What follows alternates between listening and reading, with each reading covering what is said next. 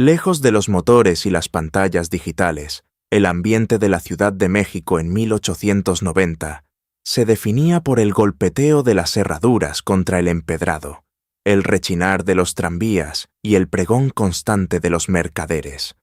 Era una era de farolas de gas y un pulso vital mucho más pausado. Si te interesa conocer cómo era la vida de antaño, te invito a suscribirte y seguirme en este viaje. Antes de continuar, compárteme en los comentarios desde qué ciudad nos ves y qué periodo histórico te gustaría que visitáramos próximamente. Hacia 1890, la metrópoli mexicana funcionaba como un puente entre dos centurias. Aunque sus templos, antiguos conventos y construcciones de cantera mantenían vivo el legado virreinal, ya empezaban a vislumbrarse los primeros destellos de la modernidad. El centro de la ciudad latía con fuerza, convertido en un hervidero de carruajes, comercios y peatones que vestían con una elegancia y formalidad que hoy nos resultaría asombrosa. En aquel entonces, la interacción social era puramente humana. No existían dispositivos electrónicos ni las urgencias de la gran industria para fragmentar la atención. El ritmo cotidiano lo dictaba la claridad del alba, el repique de las campanas y el sosiego que traía la oscuridad al caer la tarde.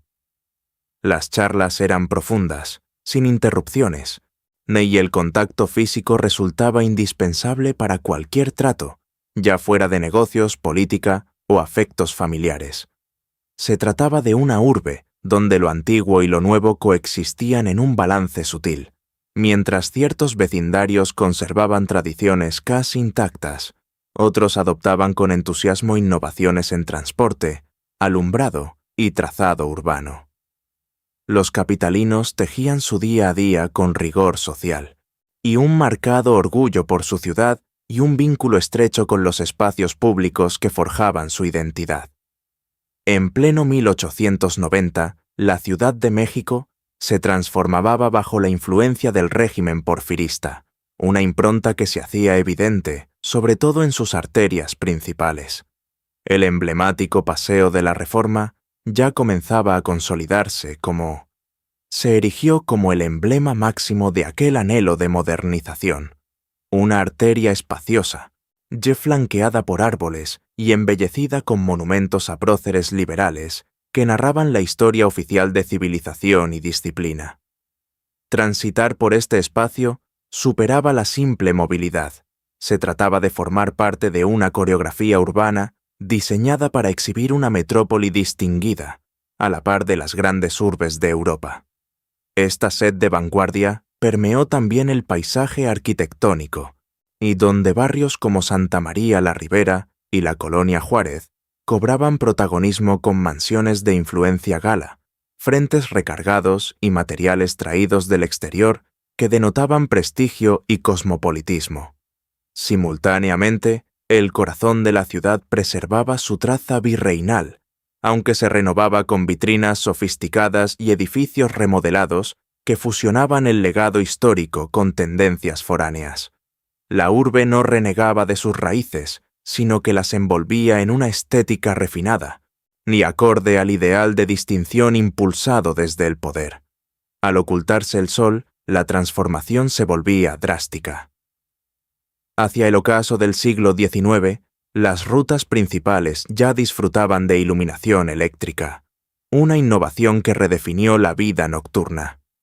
Estas luminarias no solo prolongaban la jornada, sino que aportaban una atmósfera de resguardo y exclusividad en los sectores frecuentados por la alta sociedad. No obstante, ese resplandor moderno era selectivo y no llegaba a todas las periferias.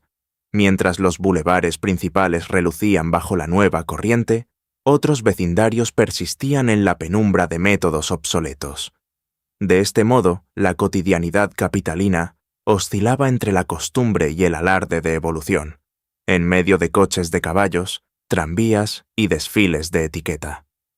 La metrópoli irradiaba una apariencia de equilibrio y desarrollo, y aunque bajo esa fachada impecable latían marcadas desigualdades sociales, Residir en ella implicaba habitar una escenografía donde cada calle, cada muro y cada farola contribuían a una narrativa superior, la de una ciudad que buscaba validación internacional sin lograr desprenderse de sus propias contradicciones internas. En 1890, el ritmo diario de la Ciudad de México no dependía de motores eléctricos, sino de la tracción animal. Las vías ferroviarias eran recorridas por los emblemáticos tranvías de mulitas, el eje central de la movilidad urbana de aquel entonces. Con el Zócalo como punto de partida, estos trayectos se ramificaban hacia los nuevos barrios, impulsando la expansión de la capital hacia sus límites exteriores. El sistema reflejaba la estructura social de la época. Vagones de primera clase para quienes buscaban confort y de segunda para el público general. Incluso se disponía de unidades fúnebres y diseñadas específicamente para el traslado solemne de restos y deudos hacia recintos como el Panteón de Dolores. El sonido ambiente de la ciudad estaba definido por el golpeteo metálico sobre los rieles y el rítmico campanilleo de los animales. En términos de conectividad, la metrópoli funcionaba como el epicentro del país. Siguiendo el ideal de orden y progreso, el telégrafo se erigió como el máximo símbolo de modernidad y autoridad. Sus cables, ya extendidos a lo largo de las rutas ferroviarias, permitían una velocidad de comunicación sin precedentes para fines gubernamentales y grandes negocios.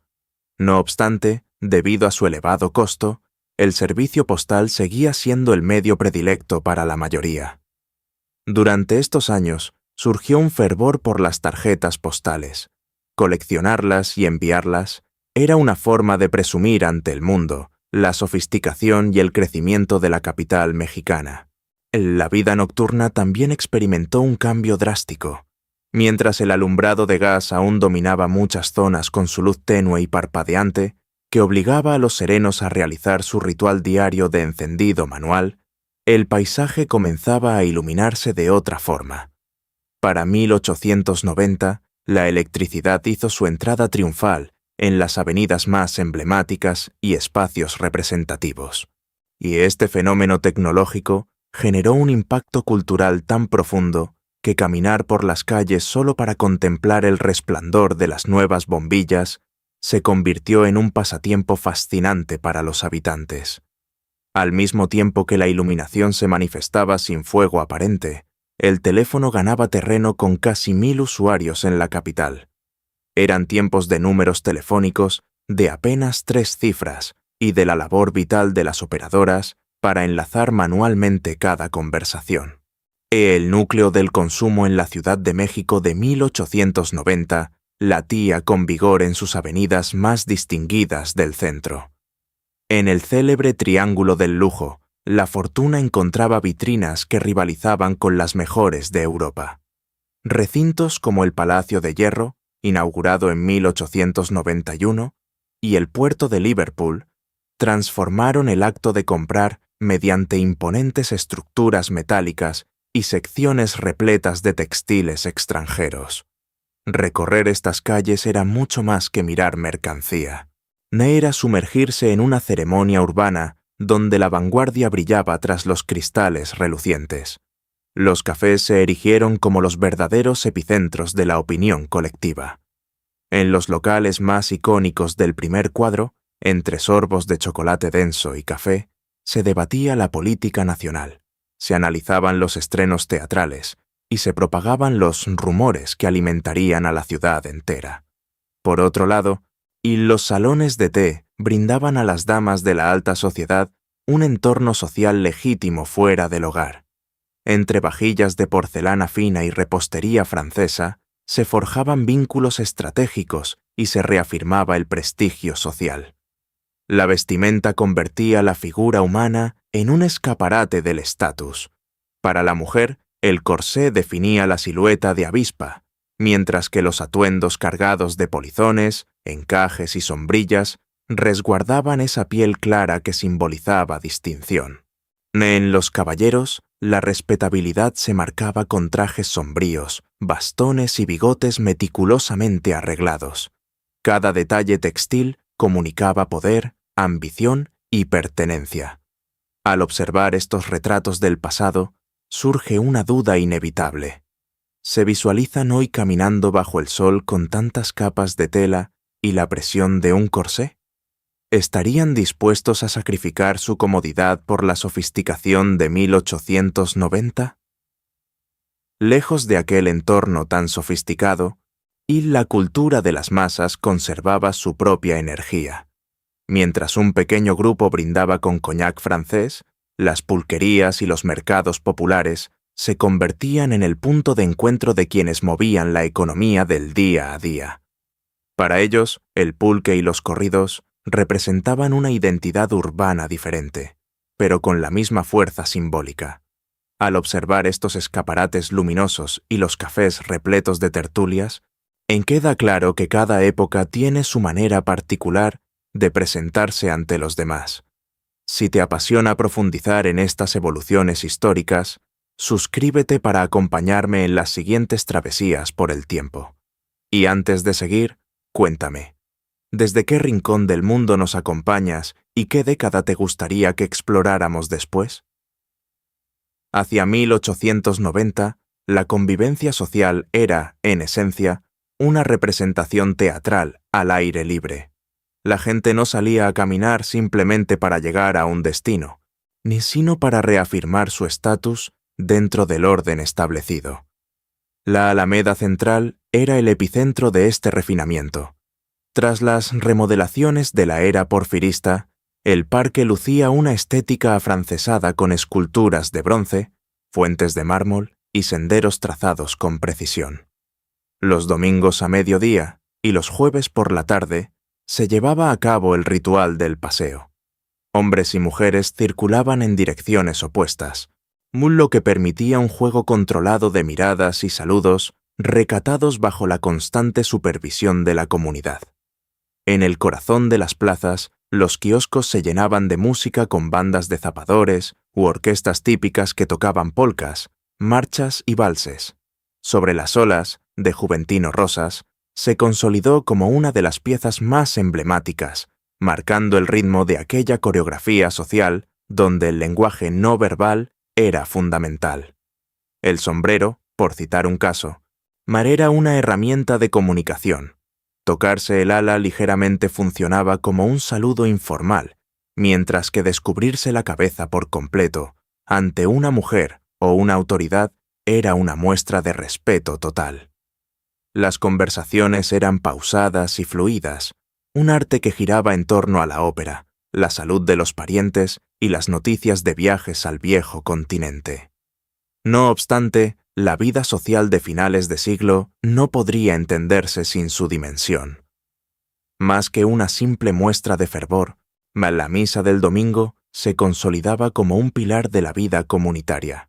Las familias se congregaban en recintos como la Catedral, San Francisco o Santo Domingo, no solo con el fin de atender al sermón, sino para validar su estatus dentro de la jerarquía social.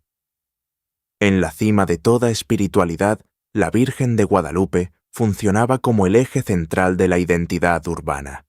Su efigie no se limitaba a los grandes altares, sino que habitaba en la cotidianidad de los hogares y los negocios, protegida en pequeños retablos que custodiaban el día a día.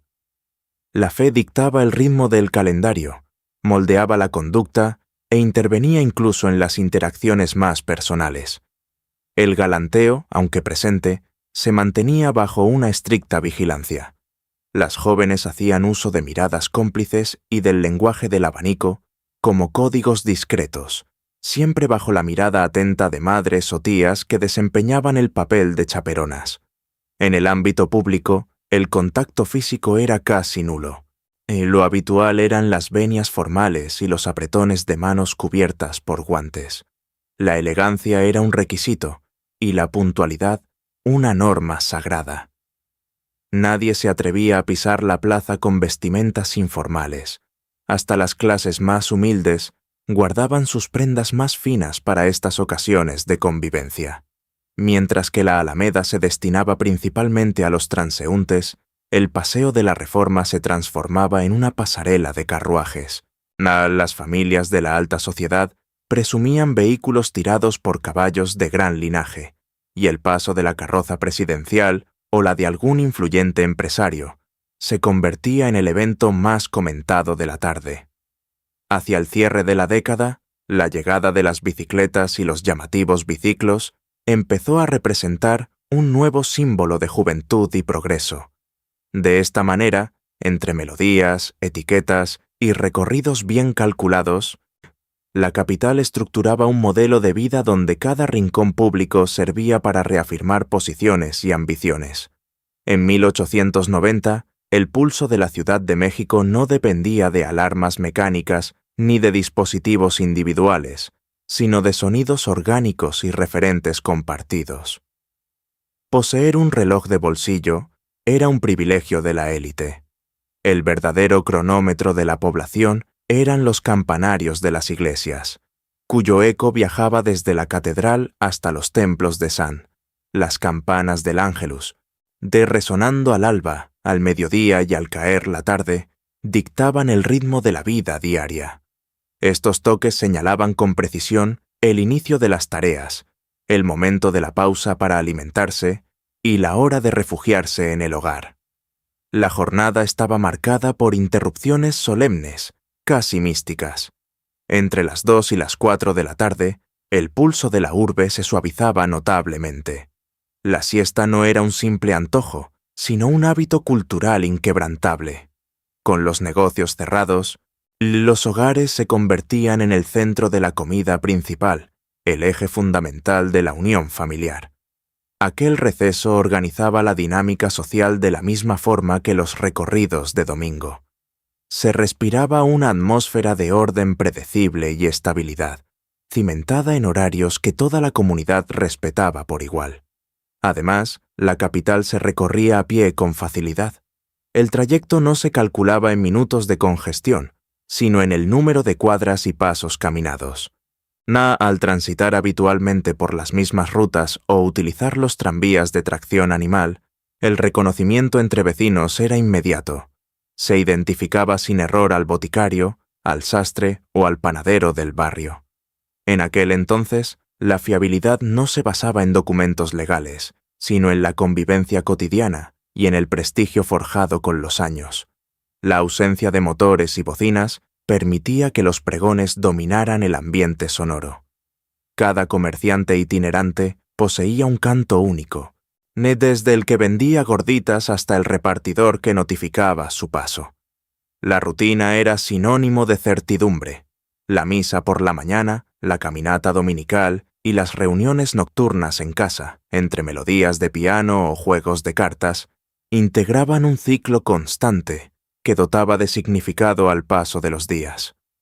Esto contrasta drásticamente con la realidad actual, donde la rapidez rebasa fácilmente los 100 kilómetros por hora y los vínculos son digitales y fugaces.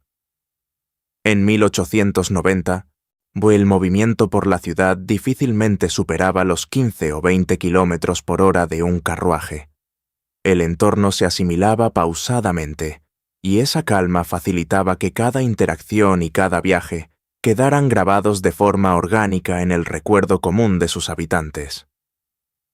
Observar hoy la Ciudad de México de finales del siglo XIX. Volver la vista a los años 90 del siglo XIX es observar la base sentimental de la urbe de hoy. Sectores que en aquel entonces simbolizaban el refinamiento y el avance siguen siendo el núcleo de la ciudad, pese a que el estruendo de los motores ha sustituido el paso de las mulas. Si antes los traslados se regían por la marcha pausada de los carruajes, en la actualidad la rapidez impone su ritmo, acortando distancias que en el 800 se recorrían con calma y detalle. No obstante, tras el frenesí de la modernidad, aún se perciben los vestigios silenciosos de aquel periodo. Los jardines públicos se mantienen como sitios de reunión, aunque ya no existan senderos divididos por género ni etiquetas de cortesía marcadas por el gesto de un sombrero. Las antiguas rutas que trazó el tranvía definieron el crecimiento hacia colonias que hoy son pilares de la metrópoli. Incluso el hábito de congregarse en el primer cuadro, caminar sin un destino claro o transformar la calle en un foro social son herencias directas de esos años. La forma de conectarnos también muestra este choque. Lo que en 1890 requería de tendidos telegráficos, correspondencia manuscrita y la intervención de telefonistas, hoy sucede en un instante y de manera intangible. La capital se tornó más acelerada, congestionada y sonora, pero en el fondo mantiene su esencia: la urgencia humana de vincularse, intercambiar visiones y habitar un espacio común. Esta evolución no fue un quiebre repentino, sino un proceso paulatino. Aquella ciudad de finales del siglo XIX supo adoptar la luz eléctrica, los rieles y el diseño europeo sin renunciar totalmente a su pasado colonial. La metrópoli contemporánea es el resultado de esa metamorfosis. Por ello, analizar 1890 no es un acto de añoranza inútil, sino una forma de entender que, bajo el asfalto y el neón, todavía late una identidad urbana que empezó a gestarse hace más de 100 años. Habitar la Ciudad de México en 1890 significaba de tañido de las campanas en lugar de tañido de las campanas en lugar de estruendosas alarmas. Era una época de rostros conocidos en cada esquina, donde la ciudad se recorría pausadamente a pie, en carruajes o en los emblemáticos tranvías de mulitas. Entre las tertulias del café La Concordia, los paseos dominicales por la Alameda y el lujo de las vitrinas en la calle de Plateros, la vida fluía con una cadencia que hoy parece remota, pero que cimentó la identidad urbana que aún define a nuestra capital. Quizá por ello, evocar aquel tiempo resulta tan fascinante. Imaginar la transición de los faroles de gas a la luz eléctrica o el eco del vals sobre las olas, flotando en una plaza. El bullicio de los mercados y el vibrar de las ruedas sobre los rieles nos permiten comprender que la urbe actual no surgió del vacío, sino de múltiples capas de historia superpuestas. Si tuvieras la oportunidad de viajar a 1890 por un solo día, ¿qué harías primero? ¿Sentarte en un café del centro o recorrer el Paseo de la Reforma en un elegante carruaje? Si esta reconstrucción despertó algo en tu memoria o tu curiosidad, acompáñame en los próximos recorridos.